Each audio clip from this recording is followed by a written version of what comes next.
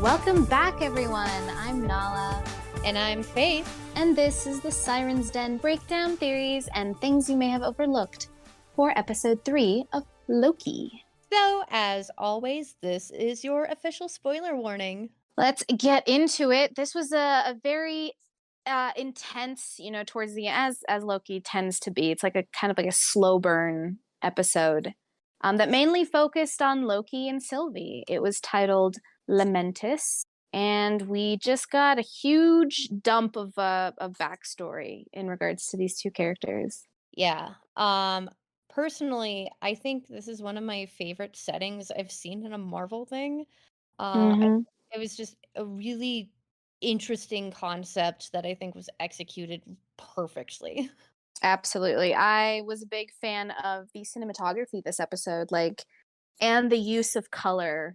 Because purple and green are they're not entirely contrasting colors, but they're still pretty different. And it was kind of, I feel like, symbolic in a way, because they were very out of place. Obviously, this is just like a spur of the moment thing, but we don't get to Lamentis right away. Obviously, that wasn't where the portal took them. Portal took them back to the TVA, which is where we start the episode. Yeah. So, as we know, Lady Loki was able to get the information of where the timekeepers are being helped by what's her face guard. She has a name, I think, but it's not really important. E20, I think. E20. I don't know. But we start out, she's with that TVA agent, and they're just getting drunk off of margaritas at like a beach bar. Um, and we kind of get to see how Loki got that information from this person. It is she went into these memories and did that. Of course, at the time we don't know these are memories. We think maybe it's a trick, or we don't know what it is.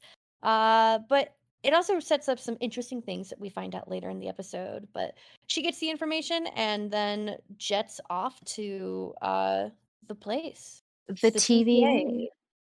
Where she's looking for the gold elevators, which we've seen a lot of. It was fun at the beginning of this episode being like, oh, that was that scene from the trailer. Oh, and that was that scene from the trailer. Oh, and it's that shot from the trailer.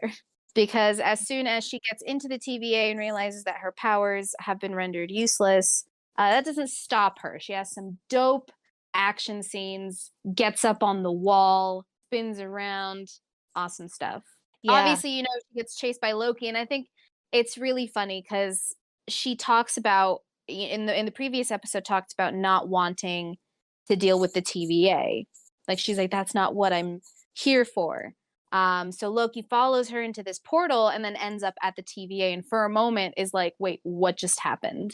Why am I back here? And then, What do you think? What time setting do you think? Because if we can I would love if you guys could get into this, but it looks like it's like 90s, 80s. Like how long ago? If this is a memory of hers, she's only been in the TVA.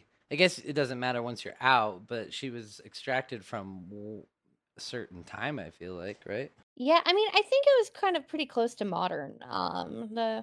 The clothes that they're wearing, especially like the people in the background, like it looks like what everyone in my high school would wear. So yeah, I think if they were to make it a period piece, they would have leaned into making it a period piece. And especially because the first song that they play is "Demons" by Hayley Kiyoko, which is like yes, which was an excellent way to lead us in. Yeah, so I think actually, yeah, that song came out in I think 2019. Anyway, yeah, it's a pretty recent song. So so they break into the TVA. She tries her mind control, which we get into, but which causes her to use martial arts and stuff. But are these people as strong as Guardians? It doesn't seem like it. She seems to take him down pretty. She's not chucking him and shit. Like it's just like normal kung fu stuff. Is it me, or in this episode did they just seemed really powered down? Except for the one scene we'll get to. Except for the scene at the end where they I for sure I do agree with that. They didn't really seem to use their powers once they got them back again. Interesting. Well, this is obviously a two-parter episode, so I'm sure we'll probably get a lot crazier things in this next, this upcoming episode. Yeah, he had a telepad and they were like about to get caught by the time police, and so he yeeted them out of there as best he knows Mhm. how. Yeah, Slayer puts him in a corner. Mm-hmm. Yeah. Which can we talk about Ramona Renslayer for a little bit? Like, Yes. I She's don't. so cool. She's really cool, but I also she means business, and Oh no, yeah. I feel like she's because we find out that everyone who works at the TVA is a variant of some kind. In her comic book origins, I know she's a princess who is just with Kang the Conqueror, who's about to become our new like big bad MCU villain. Are they gonna stay true to those origins here, especially now that we know that it's like some big conspiracy? I want to drop it on you. You Probably. want to know where the TVA is? It's in the quantum realm. Remember, we saw it in Ant-Man. Yeah. So if they're Oh, in I the knew Wait, that. we saw it in Ant-Man. When? Where? when they But when they save that Van wasn't Dyne, the it's a TVA, cat. or was that like wasn't that was, or I guess it could have been That's where if Kang's from, and Kang is yeah, from the same area as the TVA. So I guess therefore, the because Kang logic has would the be golden that's where it city in is. the quantum realm, and if he's running things, it would make sense that this is that golden city. Yeah, okay. I I knew all that. I Find just that. wasn't putting things together. Well, shit, I'm gonna have to rewatch Ant-Man. So like when he It's a goes blink and a when miss. You'll miss it.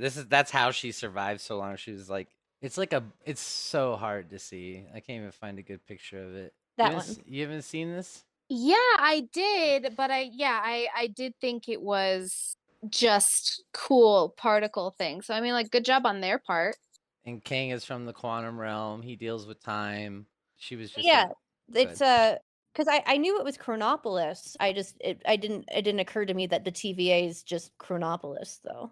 It would be easy to make it retroly fit. I feel like. Yeah, it would fit the aesthetic of everything went on. It's a like yeah, okay. I feel so silly. How did I not connect that?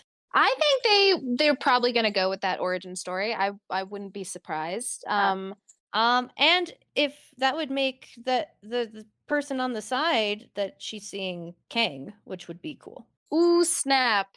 Owen Wilson's got some Mobius has got some competition. I still think it's a variant Mobius. Hence why the cup stain was in the same spot and things like that. And little knickknacks, I feel like he would like.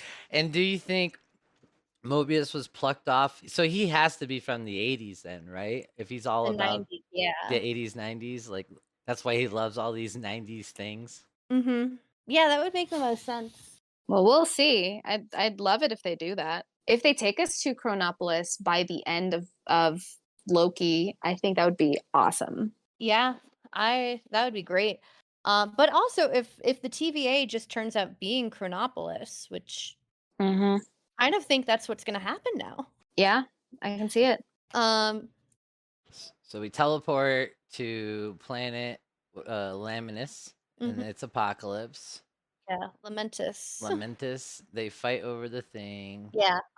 Lamentus is the moon, I think. Well, because the planet that's destroyed is Xandar. Like Lamentus 1 was one of the moons, and then Xandar is destroyed, and yeah, I think. Was that Xandar? I don't think it was Xandar. Well, but Lamentus 1 is one of the Xandar moons, I think. 2077. I do think this is a question. Yes. What would it okay, so if that takes place in you know what? Never mind. Fake news.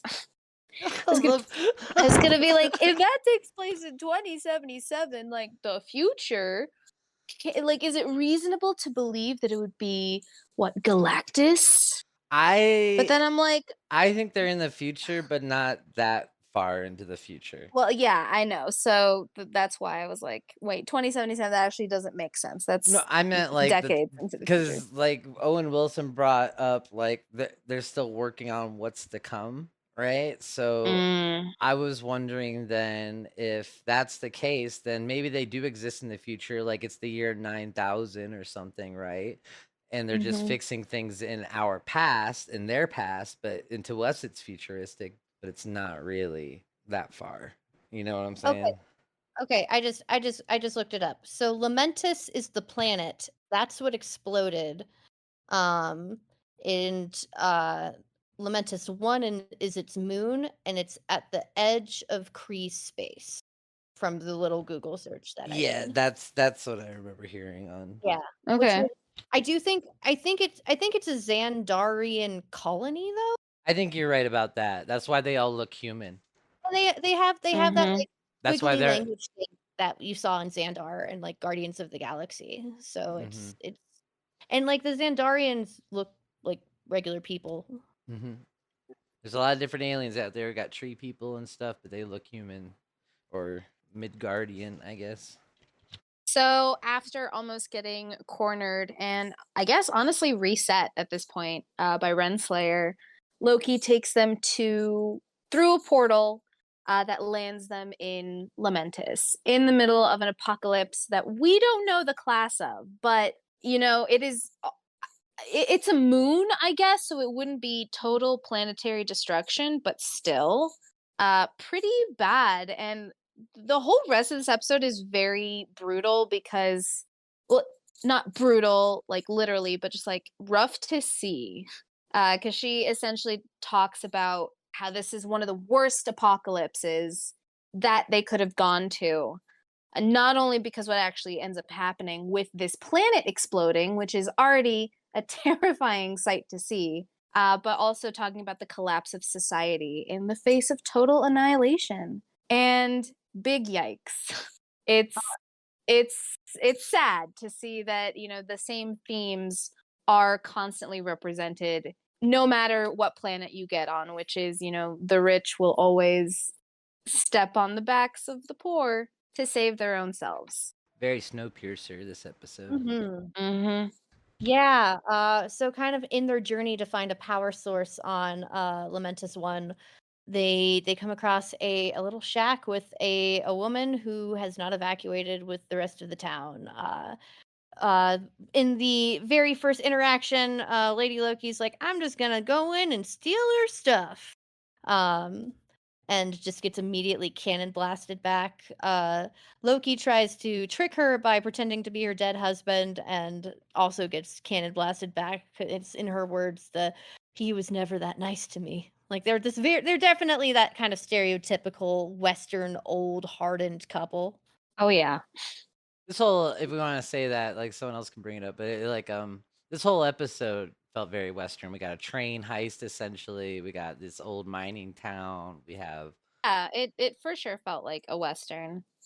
Space western.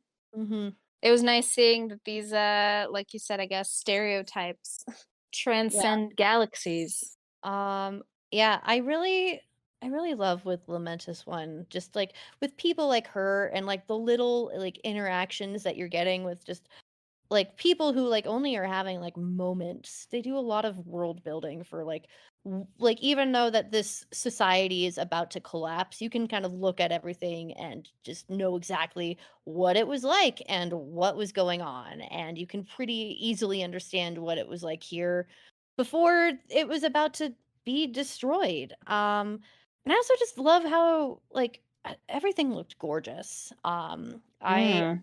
love everything about how Lamentus 1 looked. Just again, I think it was a really unique Marvel location, of all the places that they've been, because we've gone to space a lot, and not a lot of those places are that memorable. Um, like nowhere was super memorable. Um, you were confusing Xandar earlier. Like Xandar is pretty generic. yeah, Xandar is just like it's a future space city. Ooh. Um, uh, Vormir, Vormir was cool. Vormir barely had anything. It seemed like Vormir, yeah, but Vormir was just like a bunch of colors at the end of the Mhm. day. Um, but I think this is one of the most memorable like new places that Marvel has been able to build, especially like recently. I think we're gonna be thinking back to Lamentis 1 and kind of like not even just like the world and like this like really just snapshot into a fictional sci-fi place that they were able to do, but just I think it's gonna stand out. I think and they also like nailed it in the tone, like everyone here is about to die and we all know that and we're seeing it play out. Mhm. I do. I wonderful world building, especially from a franchise that doesn't do that. Or when it as much or not as much. It's Marvel I feel is hit or miss when it comes to the world building, and this was definitely a hit. So, in another thing that was really well done in this episode, because I agree with you, Faith, the majority of Marvel obviously takes place on Earth, so it doesn't really need to be built up. And the places that they've built on Earth have been cool, like Sokovia and Wakanda. Those have been awesome. But yeah, when it comes to space, they haven't really done much. So I absolutely agree. They set a whole vibe with this planet, and the scenery. But they also gave us more character building in this episode, which is also not stuff that they really focus too much time on because they span over so many movies. So I liked getting to see more of their chemistry together. I like love seeing them work together. Because when they tried to use their powers to get out of situations individually, it would always end up backfiring on them. But when they use their powers and work together, it you know like they did to get on the train, it ended up going in their favor, which I thought was a Yeah. cool little character thing. Yeah, and I think it kind of shows that these two characters are supposed to unite and go about the same goal. I know there's kind of debate of are they going to stay teammates, and I think this episode kind of solidified. Yeah, they're in this together now, and I think that was a good moment that kind of showcases. Yes, they're better together, and hopefully we're going to be seeing them kick butt a lot more. But I will say this kind of again goes back to I feel like they were very underpowered. Mm. Just and I guess they don't get Strangely into so. Like when I think Asgard, I know Thor's strong, but an Asgardian, if they picked up a human or even a Xandarian, they would chuck them, dude. It would be a chucking thing. yeah. But Yeah. I don't know. They were a little weirdly I depowered. Maybe it was the well, purple sun or whatever. It's like the red sun for Superman, right? It's like, oh, it we al can't work in the purple. it almost makes me wonder if Loki has another trick up his sleeve. Like if the reveal in the next episode is gonna be, oh yeah, he's been able to take us back this whole time. He's just been doing this to get to see what this other Loki's like deal is. Exactly. He has the time stone. That's why he's not freaking out. I thought it the whole time, and that's how he's able to reverse the thing. That's why he's not as scared as he should be, is because he has the time stone and he's not scared because he has that. And that's how he's able to save himself for a second. I think you're exactly right. He's trying to get more info out of Sylvie, but his failsafe is that he has the time stone. It has to be. Because he goes from underpowered the whole episode to being able to reverse time on a falling building. Like, that is quite the jump in power. Yeah. So, And especially just because, like, if he it would make sense of if he could do this immediately the first time, then they're just gonna be fighting each other eternally. But if he can, like, get her to work with him and then they jump out of there, then that just solves them fighting forever problem they're gonna have. he said it in the last episode. I got to earn your trust. He understands that's part of the game, is earning Mhm. trust. So he's totally earning trust right now. I agree. So they get on the train. Which I want to say, I do love the steampunk aesthetic of this whole thing. Going in with that with that western vibe. The train was beautiful. Yeah. And once they get on the train and they're able to talk, that's when we're able to get like they start to bond with each other a little bit. They start to get to know each other a little bit. We they talk about things like kind of their past a little. They talk about their mothers, what they know about them. Like it's not like a bunch of information. Obviously, they're not going to give each other everyone's full life stories, but she kind of talks about how what that she was able to learn how to enchant people. and he talks about kind of his family and his origins. And also Loki is canonly bisexual, which makes sense because Lamentus One has bisexual lighting the entire time. You're absolutely right. Excellent. Yeah, no, I'm glad that they finally, address that. But yeah, I agree with you, Faith. Give Loki a boyfriend. Yeah. I mean, either give Loki a boyfriend, you cowards, or have him get with Sylvie himself because that's fine too. I ship it. It's good. It was interesting because as I was hearing more about his backstory, I realized that we would get a lot of Loki's backstory in relation to Thor because he was always like his antagonist, so to speak. But we never really got got his backstory from Loki. Mhm. And I was thinking about it and I was like, yeah, we root for Thor and Jane Foster and whatnot. But we never knew Loki to have anyone that he could like confide in or have someone that we could root for Loki. So I did love this scene. I love the fireworks that he was able to produce. You could say that the sparks did fly. Oh yeah. Is I mean, they wrote it that way too, so I I mean, do like it how they bring up how they relax. Like, I'm gonna take a nap. Well, I'm gonna do relax my way, and then cut to him just wasted singing a song. Like, which it I love the Asgardian music. B, it really just shows how different these two Lokis are. The fact that this Loki is like all business and is like, yeah, I'm not gonna even bother partaking in that because it's all for the mission.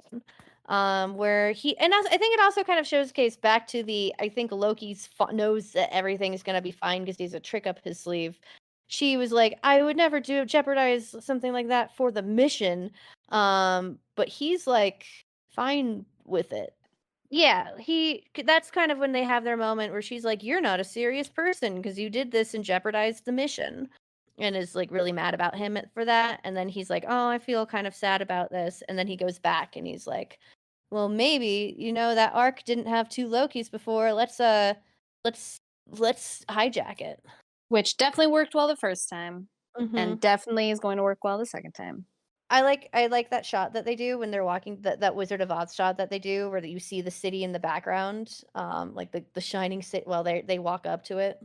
Go some of what back to what you said earlier about the cinematography, Nala, like, goddamn, the visuals were so good. So while they're out in the desert, she talks about how, a little bit about how enchantment works because Loki's like, "Well, I revealed all this information to you. You should tell me a little bit about this power I really wanna learn."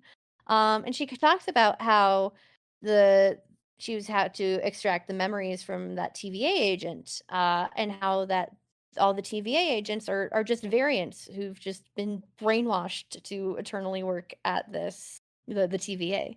and Which yeah, and Loki goes, "Wait, they don't know that." Hmm. So instantly making the TVA bad. Yeah, he seemed shocked by this information.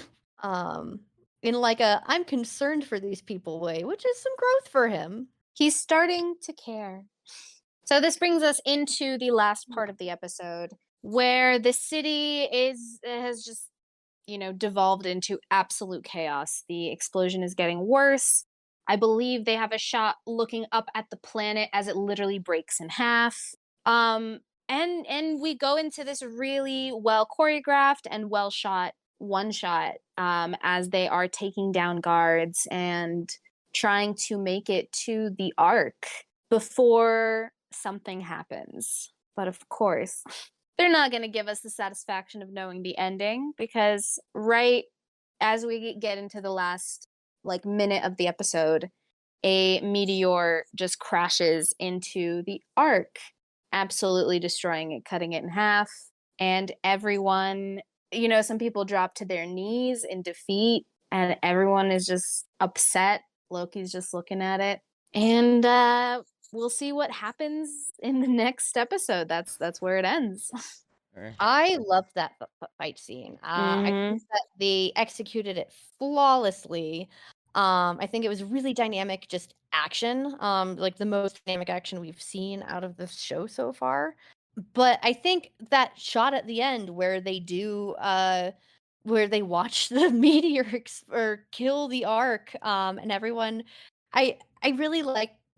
I think the extras did a phenomenal job of just how everyone went, "Oh, it's over, everybody." How everything just went silent. Yep. It's almost a moment that you expect the Curb Your Enthusiasm song to start playing at the end. Bum, bum, bum, Yep. That's what I would do if I was the musical director of the show. Unfortunately, they got people who are better at that than me to do it. So, yeah. So, going back to wow, they seemed like super underpowered this episode. Like when this whole one-shot fight is going on, at one point a meteor hits a building and it starts to fall on them and Loki just kind of zaps it back into place. He very much it reminded me of what Doctor Strange did or does Like when the he rubble came back together. Like it was Yeah. not that he stopped it from falling on them. It's that he put it back together and reversed it, right? So I thought that was interesting. It wasn't so much a blink and you miss it moment. It was just like within the chaos of everything else that was happening, you kind of didn't think about how he was able to stop a building from falling until because they didn't have any other indications. Like they didn't have the green magic or any of the it's interesting to think that do the infinity stones work differently for different people? Because with Doctor Strange using the time stone, he was able to use it with his sorcery to make those, geometrical patterns, and like that's how his magic was shown, especially when using the time stone. Mhm. But with Loki using it, there wasn't anything. There wasn't any sort of green magic, any sort of indication that he used it, which I think is going to be interesting. Yeah. I well, because it kind of goes into because if he has the time stone, it's kind of how is he holding it? I mean, they're We framing his hands out of frame on purpose. Like he brings his hands down and it cuts off right at his wrist. Oh, I Like see. like they framed it that way on purpose. I don't know if he's necessarily using a time stone. I think it just I do. I truly think that episode 4 is going to begin and it's going to be revealed Loki could get him out of there the whole time. And just he wasn't because he was trying to get information or just trying to get something out of her. Um, and that's why he's just been so relaxed and casual the whole episode. And that was just a moment of, oh, that's a building falling on me. Better do something about that. So whether or not it was the time stone, I don't know. But yeah, I think it was a weird moment. But there's a lot of like little moments throughout this episode that I think when you pile them together, that's the conclusion. Y- At least to me. I've been wrong before. Again, I mean, like I'm very on the fence about it because we have no indication of Of magic. no indication of power. I feel like if it was the time stone, maybe they would have made a point to show it. But at the same time, yeah, we are dealing with the TVA. It is literally about time. Like, I would not be surprised if the time stone had something to do with it. This show is apparently going to have the most impact on the rest of the MCU moving forward. So, if they're not done with the Infinity Stones, I mean that's very interesting. I'm excited to see what it ends up being. If it wasn't the time stone, then what could it possibly have been? Maybe Loki is gaining more, like we're learning more about his powers, Mhm. and maybe he can on some level do that. That's pretty OP. That's like we were saying, Doctor Strange level. He Mhm. is a god. Yes, true To facts. to be fair, so here's a question I want to bring to you. So now that we know that the people who work at the TVA are just variants who ended up there, were sentenced there, do you think anyone that we've met so far, is anyone important in the MCU, or is everyone that we've been introduced to just random people? Like in terms of what? Like is Casey somebody? Or like Casey, or like even more, Owen Wilson. Owen Wilson is Mr. Fantastic. I mean, not even like Mr. Fantastic. Like we know, so this Loki variant looks entirely different from Loki, and we've seen a bunch of other Loki variants that look super different from how we know him now. Oh, I get you. So like, is somebody Captain America, but just from a different timeline or something? Yeah, or not even, or just Casey, anyone. I got one. Casey's Iron Man. Fabulous. I mean, like I said, I'm excited to see how they get out of this one because I wasn't expecting them to end it without like an answer. Yeah, I'm really looking forward to seeing how they do conclude this. Well, I do think it's going to be revealed that Loki was fine and had a handle on this. I don't know. On the other hand, it might just be a Morbius episode next time. Morbius? Or With some vampires going on. Yeah, and stuff? I wouldn't be surprised because again, I think the TVA might be the one to get them out. I wouldn't be surprised if we did get more on, you know, a la WandaVision episode 4, where it wasn't so much about Wanda, it was about the other side. We are halfway through the series, which absolutely sucks, but there's more that they can do. They've obviously hit us with a bunch of, you know, twists and turns in these 3 episodes alone. So tune in for our next episode as we continue our trek through this awesome series. Tell us what you thought of episode 3 in the comments, or send us an email at sirensdenpodcast@gmail.com. Thank you to Ty, our producer, and Sean Thomas at fuzzstudio.com for our theme song. We'll catch you next time. Bye! Bye!